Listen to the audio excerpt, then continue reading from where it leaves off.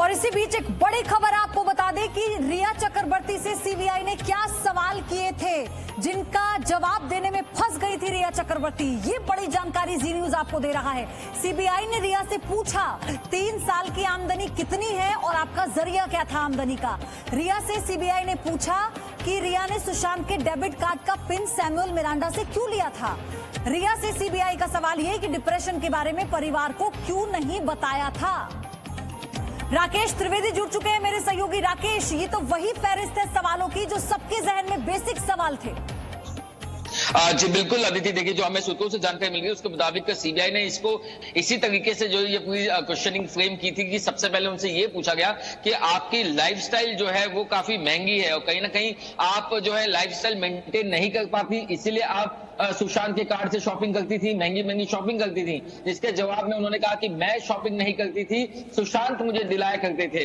तो इसका counter question ये था कि अगर सुशांत दिलाया करते थे तो आपको फिर उनके कार्ड की पिन की जरूरत क्या पड़ी, पिन नंबर आपने सैमुअल मिरांडा से क्यों लिया, आप सीधे सीधे जो है सुशांत सिंह राजपूत से आप क्यों नहीं ले सकती थी। एक बड़ा सवाल ये भी था, इसे कहीं ना कहीं एक दिशा देने के लिए कि आप कहती हैं कि आपने तकरीबन 50 लाख रुपए का एक होम लोन लिया हुआ है जिसके लिए आपने खाल में एक प्रॉपर्टी खरीदी हुई है। जितने का आपका होम लोन नहीं है उतने उससे ज्यादा पैसे आपने और शोभित ने मिलकर के सुशांत के साथ सिर्फ एक यूरोप ट्रिप में खर्च कर दिए। क्या आपको इसमें कुछ अटपटा नहीं लगा?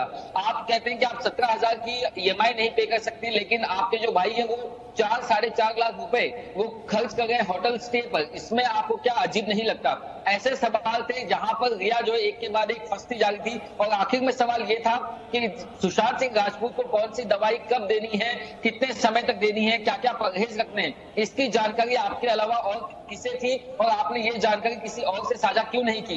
खास तौर से 8 जून के बाद आप ये जानती थी कि सुशांत सिंह राजपूत जो आपके घर छोड़ने से ज्यादा परेशान होंगे, ऐसे में उन्हें दवाई देने वाला कोई नहीं होगा, वो खुद से शायद दवाई ना भी लें।